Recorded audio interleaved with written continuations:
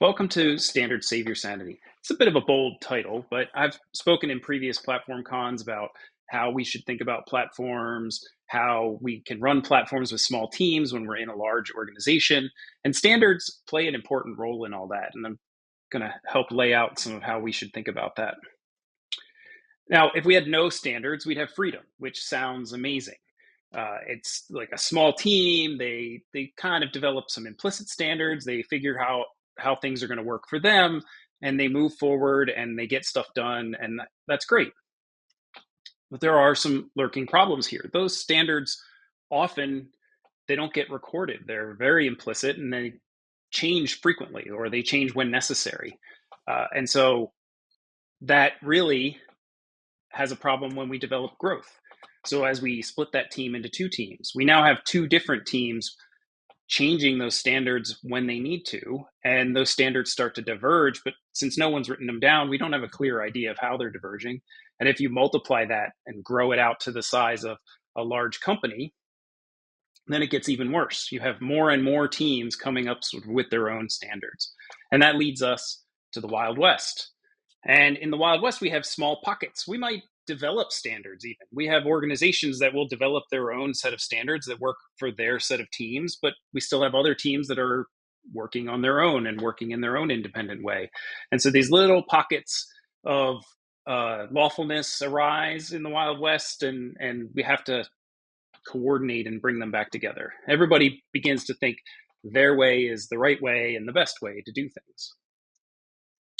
And now this leads to a problem for individuals. It makes it hard for us to move someone from one team and drop them into another team because they now have to relearn everything that team does and how that team does things. And they have to ramp up to that.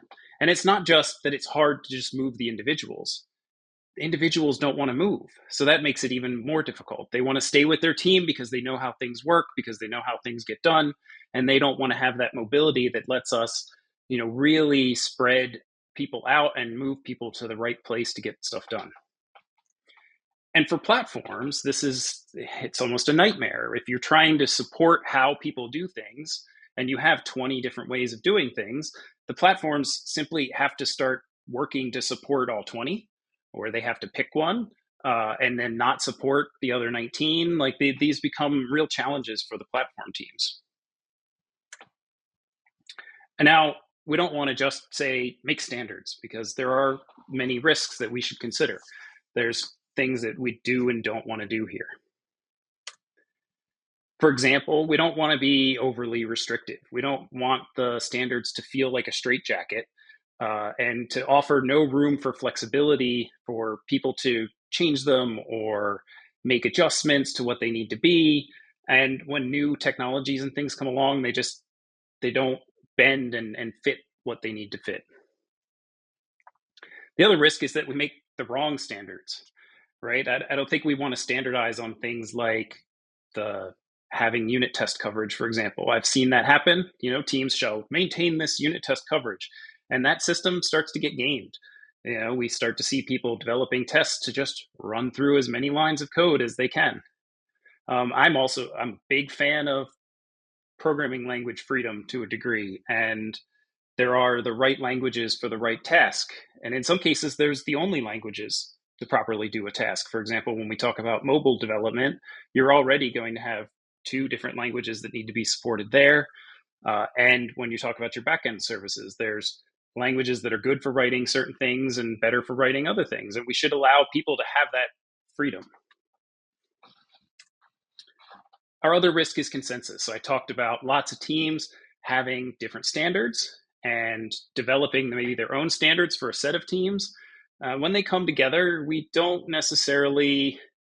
want to build a big amalgam of everyone's ideas of the perfect standard. If we bring in everyone's ideas, then we've really done nothing except make a big ball of mud that no one can, make sense of. And we're still in the same situation where we have to support 20 different ways of doing things.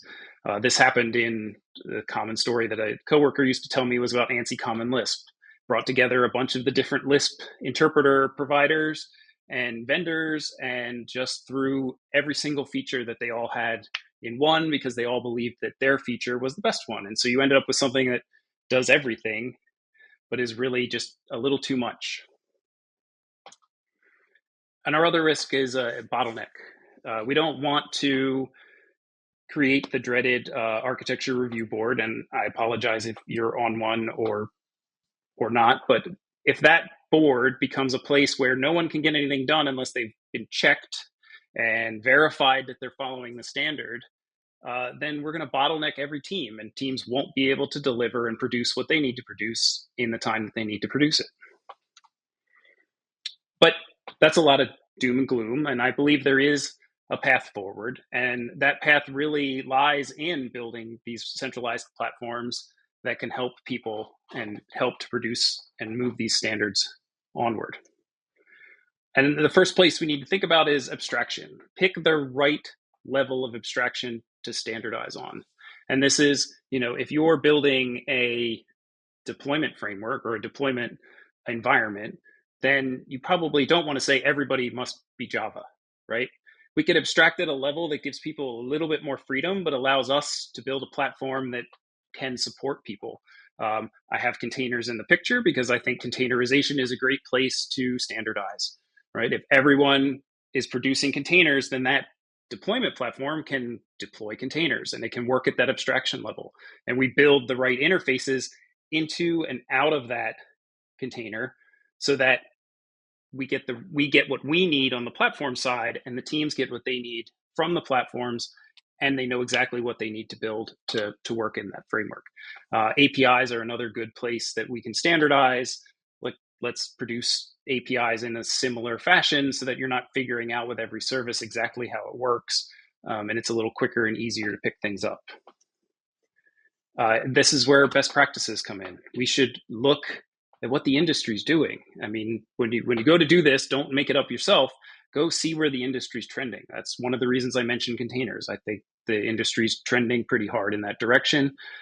Things like Kubernetes offer us an abstraction layer that we can use to run containers on, and it's a good place, to follow what the industry's doing. And we can borrow what they're doing and then improve it and make it our own for situations where that's necessary. We need the standards to remain flexible. So we need to be able to change the standards when they need to change, or allow, allow people to push against the boundaries of the standard, because we need to be exploring new technologies that come out in new spaces. And so you want to make sure you've built that flexibility in to the standard as much as possible, or at least built the ability to change it, because you're going to need to change it. And finally, where platforms really come in is to do the heavy lifting, right? We shouldn't just say, there's a standard, you must follow it, and offer no help to the teams that have to follow those standards. And so this is where we should, as much as possible, allow the platforms to come in and automate and do the heavy lifting so that it's easier on teams to follow and maintain the standard. It becomes easier, and they don't have to think about it as much, and then they can move forward, and your standard is enjoyed because it actually gets things done. So that's my talk. So remember, zero standards don't scale. They limit our options, and they make our platforms harder to build. And so if we create standards without bottlenecks and with proper abstractions, then we can make it easy to move forward.